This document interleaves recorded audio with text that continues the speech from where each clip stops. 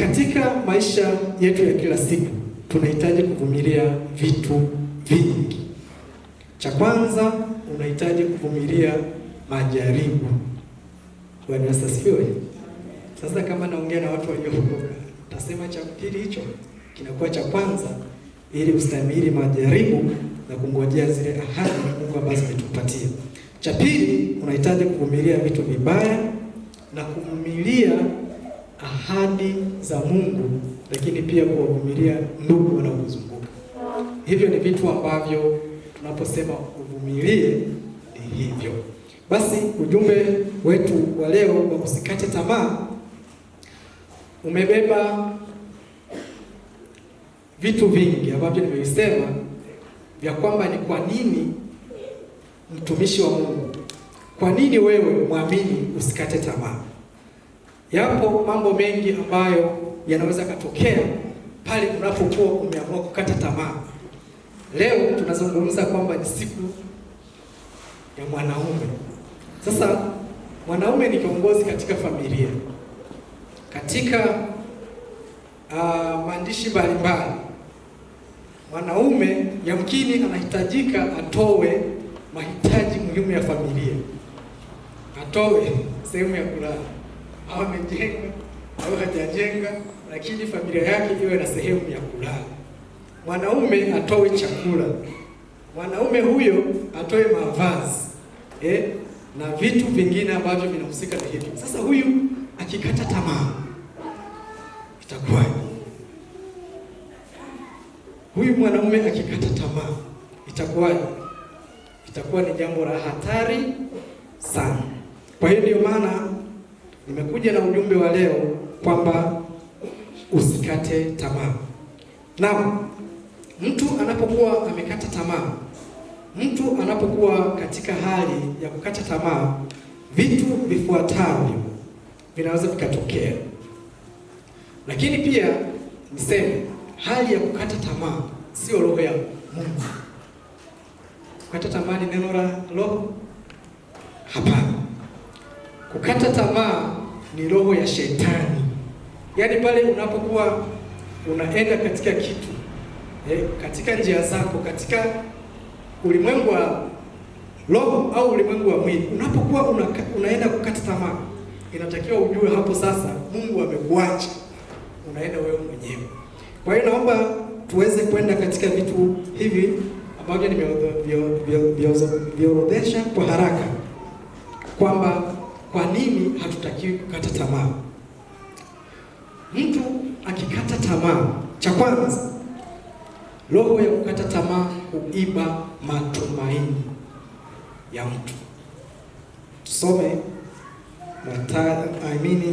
Matendo ya Mitume sura 27 na mstari wa 20. Bwana Yesu asifiwe. Kiswahili kinakuja na neno zuri sana. Hizi ni habari ambazo watu walikuwa baharini wanavua. Kianza pale mwanzo unaweza kusoma vizuri, lakini kwa sababu ya kukomboa wakati naomba nizungumzie hapa. Sasa walipokuwa wakivua, Paulo aliwapa maelekezo. Alipowapa maelekezo kwamba msing'oe nanga. Sasa walipokuwa wakiendelea, basi waling'oa nanga na hatimaye ikaja tufani kubwa. Ilivyokuja tufani kubwa, wakawa wanaamini sasa hapa sote tunaishi. Bwana Yesu asifiwe. Kwa hiyo wakakata tamaa. Walipokata tamaa, neno la Mungu linasema wakakata tamaa ya kuokoka. Kwa hiyo mtumishi wa Mungu, unapokuwa umekata tamaa, unapoteza matumaini. Na unapokuwa umepoteza matumaini, unajua you are perished, umeishi, umekufa. Bwana asifiwe. Kwa hiyo ndo sababu ya kwanza ambayo ninasema hatutakiwi kukata tamaa. Hutakiwi kukata tamaa kwa sababu utaishi bila matumaini, na hivyo unajua hutaokoka tena, umekufa. Bwana asifiwe. Naomba tusome, twende kwenye pointi ya pili.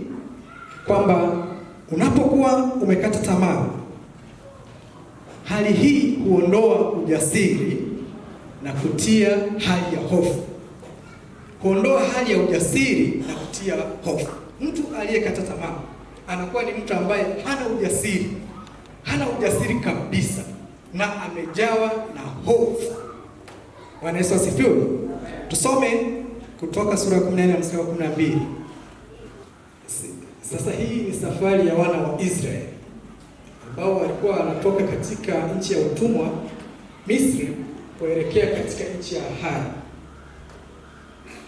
Sijui kwa nini mimi naona kama kitu kidogo sana kilitokea mpaka wakafika hatua ya kukata tamaa. Kumkatia Mungu tamaa. Ili hali walikuwa wanajua wanaenda wapi.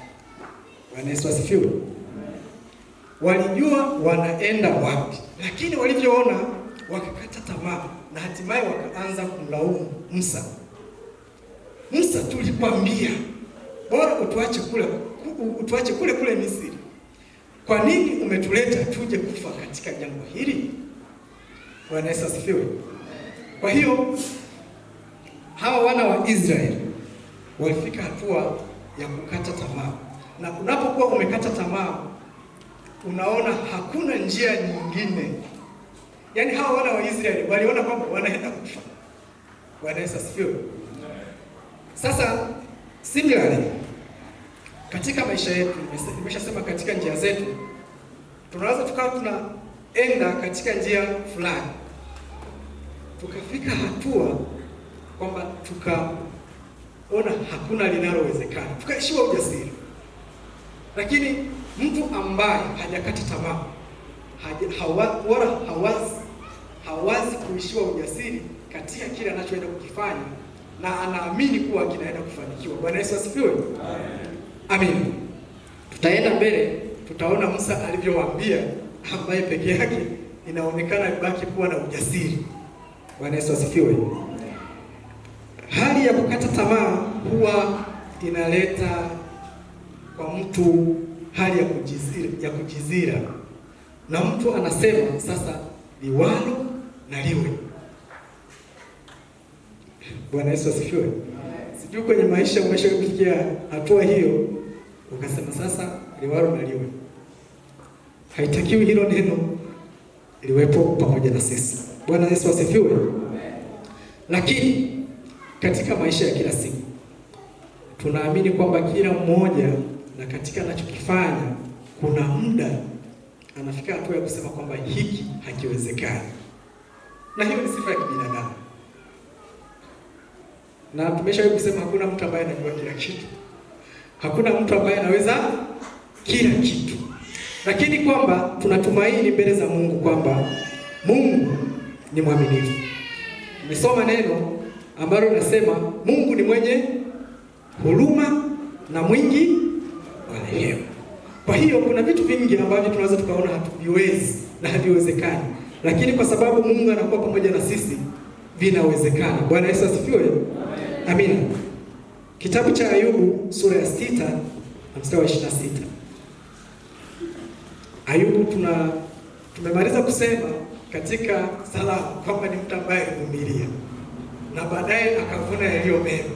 Lakini kama mwanadamu kuna sehemu alifika. Maneno ya huyo aliyekata tamaa ni kama upepo. Sasa asubuhi nikawa nazungumza, nikawa nasema labda Mungu sasa hivi tuseme atuletee upepo. Bwana Yesu asifiwe. Unaamini utaondoka na kitu? Upepo ukija hapa, utaondoka na kitu? Huwezi kushika, swali. Na wala utauangalia kwa macho. Na mara nyingine unaweza ukauona kama unapeperusha vitu. Unaenda direct kuelekea fulani, unaona vitu vinaenda, unasema ule ni upepo. Lakini kama haujabeba vitu, hutaona kitu chochote. Sasa mtu ambaye amekata tamaa, neno la Mungu linasema kwamba maneno yake yanakuwa kama upepo. Na siku zote Neno la Mungu linasema mtu husema kijazacho moyo wake. Kwa hiyo maana yake mtu ambaye amekata tamaa, maana yake ni kama upepo. Maana yake hakuna chochote kilichopo moyoni. Sasa anasema liwalo, amebaki ipo empty. Bwana Yesu asifiwe. Tunaelewana? Amina. Sidhani kama naenda haraka.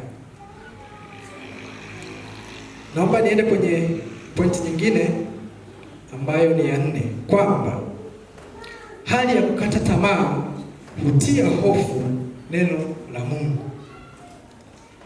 Watumishi ambao tuko mahali hapa tumeshakuwa na maneno mengi ambayo yamkini tumeyasoma kwenye Biblia katika vyumba vyetu, ambayo tumejifunza labda Sunday school, ambayo watumishi wamekuja hapa wamefundisha hayo maneno ya Mungu. Wengine wameenda darasani wakasoma kama watumishi wa Mungu hao wamechukua muda ambao yamkini wangefanya mambo mengine mazuri, lakini wakaja kujifunza neno la Mungu. Kwa hiyo tuna maneno ya Mungu, lakini inapokuja hali ya kukata tamaa, una maneno ya Mungu, lakini hiyo hali hutia hofu neno la Mungu. Bwana asifiwe. Tusome Kutoka sura ya 3 na mstari wa sura ya 3 mstari wa 13 hadi 14. Tutaangalia jinsi wana wa Israeli katika safari yao tayari walikuwa wana neno la Mungu, lakini kwa sababu waliingiwa na hali ya kukata tamaa kwamba wanaenda kuisha baada ya kufuatwa na Farao, hili neno halikusimama. Sasa yamkini hata Musa hii hali ilimkuta, akasema unaniambia niende kwa wana wa Israeli, wakiniuliza nani amenituma niseme ni nani?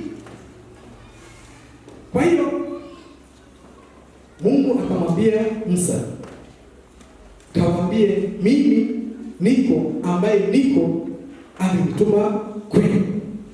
Kwa hiyo wana wa Israeli walijua ambaye anawatoa katika nchi ya waongoza kutoka nchi ya Misri mpaka nchi ya Ahadi. Lakini ili hali wakiwa na hilo neno, walivyomwona Farao hata hawakumcheka kwamba yaani huyo anatufuata wakati sisi tuko na Mungu, wala hawakumcheka, lakini waliingiwa na hofu. Kwa hiyo unaweza ukawa na neno la Mungu ambalo ni kweli na ni amina, lakini unapokuwa umekata tamaa, unashindwa kulitumia, unaingiwa na hofu, hata huwezi kusimama mwenyewe na kusema sasa Mungu atanisaidia. Bwana Yesu asifiwe. Kwa hiyo hii hali ya kukata tamaa ni hali ambayo tunapaswa tusikubali. Bwana Yesu asifiwe. Amina. Naomba niende kwenye pointi nyingine, kwamba mtu ambaye amekata tamaa huwa ufahamu wake unakamatwa, hushika fahamu, hukandamiza ufahamu, lakini pia hutia giza. Ufahamu wako unatiwa giza unapokuwa umeingia katika hali ya kukata tamaa. Ufahamu wako unatiwa giza. Unaweza ukawa umepanga kitu kizuri sana cha kukifanya, umeshaweka mipango, umeanzisha mipango yako, lakini inapofika hatua kwamba umekata tamaa, yaani ufahamu wako kwamba uliweka hiki, ukaweka hiki, ukapanga hiki, ukapanga hiki, huo ufahamu wote uisha. Bwana Yesu asifiwe. Hata kama ufahamu huo mwanzo ulikuwepo. Kwa hiyo unakuta mtu anakuwa kama anakaa sema sielewi. Sielewi kabisa. Bwana asifiwe. Naomba tusome katika kitabu cha Matendo ya Mitume 27 na mstari wa 21. Pale niliacha mstari mmoja ambao tunaweza tukausoma. Sasa nimesema ufahamu unaweza kupata kwa kusikiliza, kwa kusoma au pia kutafakari. Sasa wale watu wao wakang'oa nanga. Kwa hiyo hawa watu walikuwa wako wanavua, wakaona hawawezi wakapata chochote. Kwa hiyo wameambiwa msifanyeje, msing'oe nanga, lakini wao wakaenda wakang'oa nanga. Kwa hiyo ni watu ambao mwisho wa siku wakawa hawana kitu cha kusikiliza, hawana kitu cha kufanya.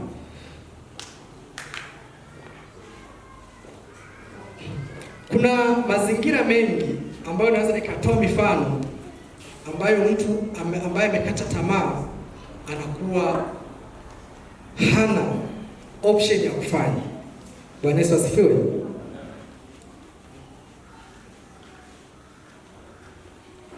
Nakumbuka nilikuwa nasoma vizuri kitabu cha Samueli, jinsi Samueli alivyokuwa amekata tamaa dhidi ya Goliathi.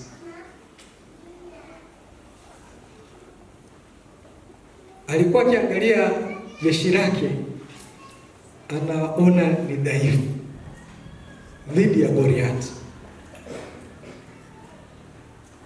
kiasi kwamba alivyotokea Daudi, kwanza alianza kusema hivi, ni kwa majeshi yangu kweli huyu ndo nimtegemee? Huyu ndo wakutegemea kweli? Bwana Yesu asifiwe. Kwa hiyo unapokuwa katika hali ya kukata tamaa, ni vizuri ukaainisha vitu vyako, mipango. Yaani kabla hujakata tamaa, uainishe mipango yako, angalie strategies ambazo unaweza kuzifanya, alafu useme,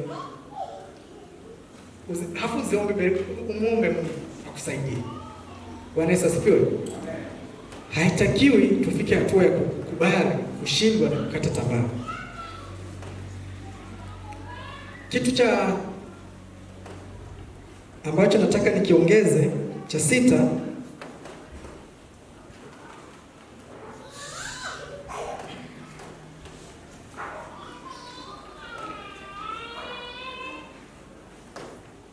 kuiba imani na kuiua kabisa. I think tayari ameongea. Kuiba imani na kuiharibu kabisa. Kuiba imani na kuiua kabisa. Samueli sura ya 18 mstari wa 7 mpaka 12. Nimesema katika maelezo, tukawa tujaisoma particular. Naomba usome kitabu cha Samueli wa kwanza sura ya 18 7 mpaka 12. Bwana Yesu asifiwe. Amina. Siku moja tukawa tunaongea, lakini hili neno la kijamii sio la neno la Bwana. Sema mara nyingi wanaume wakigombana, inawezekana hata nyumbani, wawili, mkubwa na mdogo, mara nyingi inawezekana wanawake ndio chanzo. Nimesema hiyo sio neno. Nimesema hiyo sio neno la Bwana. Sasa hapa, baada ya vita kati ya Daudi na Goliath, nafikiri hizi habari tunazifahamu. Daudi alienda kwa Sauli na baadaye akapata kibali kwenda vitani. Pamoja na kwenda kule, kaka zake na Daudi walikuja kufanya nini? Hawakusema na maneno mazuri, kwa sababu waliamini katika uwezo wake hawezi kupigana na Goliath. Sasa baada ya kwenda na Daudi akawa amempiga Goliath, akakata kichwa, akaenda nacho, wanawake wakaanza kuimba tena kwa furaha. Kuna watu wanacheka. Wanawake wakaanza kucheka kwa furaha, yaani hawana ubaya. Sauli ameua 1000, Daudi ameua 10,000. Tatizo tayari. Tatizo tayari. Sasa hapa ndo ambapo uhasama ulianza. Mimi sijaenda theology na mpango, lakini ukisoma hapa utagundua ndipo uhasama ulipoanzia, na ndipo mfalme Sauli alipoanza kumtafuta Daudi ili amuue. Kwa hiyo baada ya ushindi wa Daudi dhidi ya Goliathi, pale Mungu alijitukuza kwa Daudi, na alivyojitukuza basi Sauli akajua kwamba basi mimi sio mfalme tena. Hali ya ubinadamu ikamwingia ya kwamba sasa hiki kiti sio cha kwangu tena. Akaingia katika hali ya kukata tamaa. Kwa hiyo Sauli alikuwa hana imani tena ya kwamba kile kiti kitakuwa ni cha kwake, na alikuwa hana tumaini kabisa, na alichokifanya alianza kumuwinda Daudi ili aweze kumuua. Na sasa baada ya kuwa amemlenga akamkosa, neno la Mungu akatambua kwamba Mungu amemwacha, na sasa Mungu yuko pamoja na Daudi. Kwa hiyo unaweza ukawa umekaa katika kitu fulani unakifanya na Mungu yuko pamoja na wewe, lakini unapoingia katika hali ya kukata tamaa, unakosa imani na hakuna tena ambacho unasalia nacho. Bwana Yesu asifiwe. Kwa hiyo katika maisha yetu tunahitaji kuhakikisha kwamba hatukati tamaa. Unapoingia katika hali ya kukata tamaa, ndio hapo unaanza kuambatana na kufanya vitu ambavyo ni vibaya, hata havina utukufu mbele za Mungu. Bwana Yesu asifiwe. Tunaelewana? Kama tunaelewana, jaribu kuunga mkono hivi. Amina. Mungu akubariki sana. Amina. Hali ya kukata tamaa, pointi ya 7. Hali ya kukata tamaa huiba maombi na neno la sifa ndani ya mtu. Hatuhitaji kukata tamaa, kwa sababu unapokuwa umekata tamaa, hali ya kuomba, hali ya kusifu hawi pamoja na wewe. Naomba tusome kitabu cha Mathayo sura 26 mstari wa 37 mpaka 40. Unaweza yamkini ukiamka unaweza kusema asante Mungu umeniamsha salama. Au ukajua kwamba kanisani huaga Ijumaa na maombi. Au unajua kwamba yamkini inatakiwa niwe nafunga hata mara 4 kwa mwezi, hata mara 1 kwa mwezi. Bwana Yesu yeye ndio kichwa cha kanisa, na yeye akiwa na wanafunzi, yeye ndio aliyekuwa ana nguvu kuliko wote. Alikuwa ndo master kati yao. Sasa master akawa anawaambia, roho yangu ina huzuni kiasi cha kufa. Sasa ndo inapofika hata kwenye familia, mara nyingi unapokuwa wewe labda kwa namna moja ama nyingine unaonekana wewe ndio una nguvu na uwezo, wale ndugu mara nyingi wao wanakuangalia wewe, na wao wanafikiria wewe ndio unatakiwa ufanye kitu kwa ajili ya familia, na wala huaga hawategemei kukupa chochote. Sije ukaingia hapo. Sasa Yesu kwa mfano kama huo, yeye ndio alikuwa ndo master. Sasa anasema roho yangu ina huzuni kiasi cha kufa. Anaenda mbele anaanguka kifudifudi. Master, sasa nyie mtafanyaje? Nyie mnafanyaje? Kwa wanafunzi wakawa wameingia katika hali ya kujikatia tamaa. Nimesema huiba maombi na sifa ndani ya mtu huyo aliyekata tamaa. Kwa hiyo kipindi hiki Yesu alikuwa anatapika mwenyewe, mpaka akiwa anasema ikiwezekana kikombe hiki kiniepuke, walakini si kama nipendavyo, bali mapenzi ya Mungu yatimizwe. Sasa alibaki yuko mwenyewe, na hata alivyoenda kuangalia akakuta wamelala. Badala ya kuongeza nguvu aweze kukabiliana na mateso kiujasiri zaidi, wao walilala. Na akasema hamkuweza kukesha na mimi hata saa moja. Tunamkesha siku ya Ijumaa, tunakuja tunakesha, hatujalala hata saa moja. Kuna mambo nikiwa kwenye mikesha, nikiwa chuo, nakumbuka nilikuwa active sana na kiongozi, kwa hiyo hakuna mkesha ambao nilikuwa nakosa. Sasa kuna ambao wanasinzia mapema kwenye mikesha, lakini kuna ambao hawasinzii kabisa. Sasa kile kipindi Yesu alikuwa na wahitaji, lakini hawakuwa na uwezo. Hawakuwa na uwezo wao kusema kwamba tumuombee huyu aweze kukabiliana vilivyo. Bwana Yesu asifiwe. Kwa hiyo kwenye maisha, pamoja na kwamba unaweza kukutana na changamoto nyingi na mambo magumu mengi, hutakiwi kukata tamaa. Bwana Yesu asifiwe. Amina.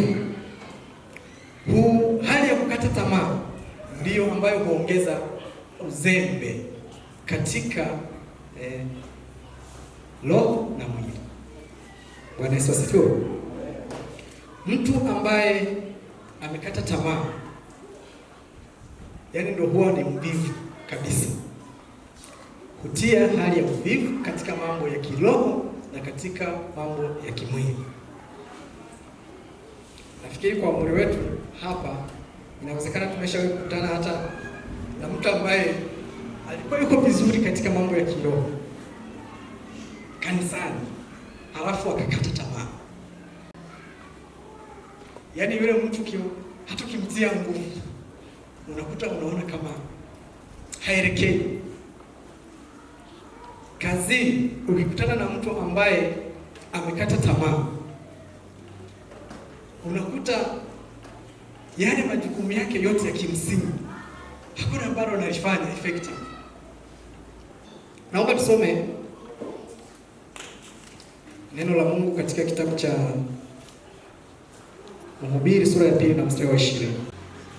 Kwa hiyo kwenye historia tunajua jinsi alivyoua wake wengi, alivyojaribu kuwa na vitu vingi, lakini baada ya vitu vyote akaona huu ni ubatili tu.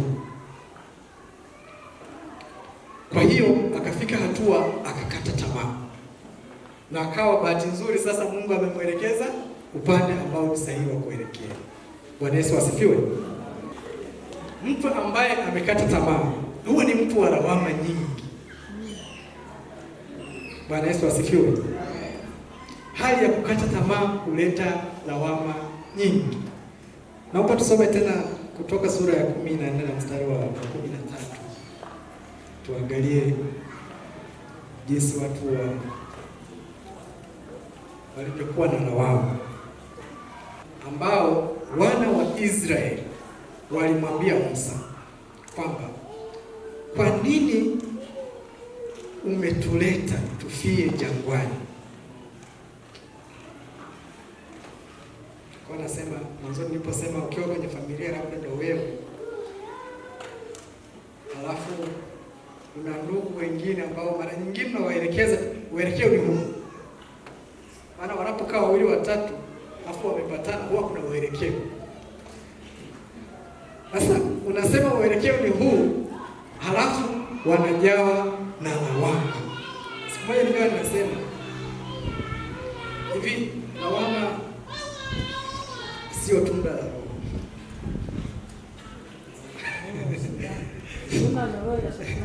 Mchungaji ana mchana. Lawama sio tunda la Roho. Na wapendwa, niseme tu tujitahidi kutokuwa watu wa lawama. Bwana Yesu asifiwe. Dalili ya mtu ambaye amekata tamaa, mojawapo ni kuwa na lawama nyingi. Yaani chochote kinachofanyika yeye ni lawama. Sasa inawezekana mtu anaweza kawepo kanisani hapa, Akiwepo kanisani analeta lawama na lawama. Sasa wako analeta lawama kanisani. Akienda nyumbani ni mtu wa kukaa na lalamika. Akienda kazini ni mtu wa kukaa na lalamika. Huwezi ukawa ni mtu ambaye hujakata tamaa na wewe ukawekeza muda mwingi katika kulalamika. Lazima uwekeze muda wako katika mipango yako ambayo umeiweka ya muda mfupi na muda mrefu, na sio kukata tamaa. Bwana Yesu asifiwe. Ndio maana alivyokuwa Musa yuko na wana wa Israeli wako katika hali ya kukata tamaa na kulalamika, yeye hakuwa na maneno mengi. Nimeusoma huu, tuangalie mtu ambaye hakuwa katika kundi la watu ambao wamekata tamaa na ambao wanasema kwamba tunaenda kufia hapa jangwani. Musa alisema, simameni mkaone wokovu wa Bwana atakaowafanyia leo. Bwana Yesu asifiwe. Amen. Hayo maneno ndio ambayo inatakiwa sisi tuwe nayo, kwamba tukiwa na watu tuangalie, tukiwa sehemu yoyote tunaangalia jinsi Mungu anavyoenda kutusaidia. Naomba nimalizie pointi yangu ya mwisho ya kwamba kwa nini hatutakiwi kukata tamaa. Kwa sababu mtu aliyekata tamaa hahitaji tena mambo ya Mungu na tumaini lake kuweka kwa mtu au watu. Kwa hiyo mtu aliyekata tamaa hahitaji tena mambo ya Mungu, bali kutegemea Mungu. Naomba tusome Yeremia sura 17 na mstari wa 5. Sasa kwa nini hatuhitaji kukata tamaa? Kwa sababu tutapata mambo haya ambayo nimeweza kuyaorodhesha mahali hapa, na tunapokuwa tumeingia kwenye hayo mambo, basi sisi tumebaki kama upepo. Mwanaume anapokuwa amekata tamaa na akaingiwa na hizi hali ambazo tumeweza kuzieleza mahali hapa, basi huyo hawezi kutegemewa na familia yake, hawezi kutegemewa na jamii yake wala taifa, na wala yamkini na yeye mwenyewe akajizira. Sasa akishajizira, maana yake chochote anaweza akakifanya bila kuangalia matokeo yake. Bwana Yesu asifiwe. Kanisa tuna nafasi ya kuweza kuhakikisha waumini, watu wetu hawakati tamaa. Jibu ni ndio au hapana? Ndio. Unapokuja mahali hapa ukasikiliza neno kama hili, kanisa maana yake limekusaidia sana. Haya maneno huwezi ukayakuta sehemu yoyote wanakuambia kwamba mbona umekata tamaa, mbona umeanza kuvuta bangi, mbona umeanza kuiba vitu vya watu, mbona huoni kama utaweza kupigwa risasi ukafariki. Huwezi ukaenda sehemu ukashauriwa. Bwana Yesu asifiwe. Hili nilikuwa natamani nisisitize hasa jamii ya waaminio. Bwana Yesu asifiwe. Unapoona shirika mwenzako, unapoona mpendwa mwenzako, unapokuwa kwenye nafasi, neno la Mungu linasema kadri mpatavyo nafasi, basi tuhakikishe tunawatendea watu mema, na hasa jamii ya waaminio. Unapoona kwamba kuna fursa mahali, wewe ambaye umeokoka, usiwe sehemu ya watu kuendelea kukata tamaa, basi watendee mema, hasa jamii ya waaminio. Sio upendeleo. Unapokuwa kwenye nafasi ya kuweza kusaidia, mpendwa amekuja ofisini kwako, amekuja sehemu yako, mpendwa, hakikisha kadri unavyoweza, kadri upatavyo nafasi, uweze kumsaidia. na anapokuwa katika mipango yake, vitu anavyovifanya, basi uweze kumsaidia na kuweza kusonga mbele. Tusiwe sehemu ya kukatishana tamaa katika yote, katika mambo ya mwili na katika mambo ya roho. Basi baada ya kusema hayo, niseme Mungu awabariki kwa kusikiliza neno la Mungu. Amen.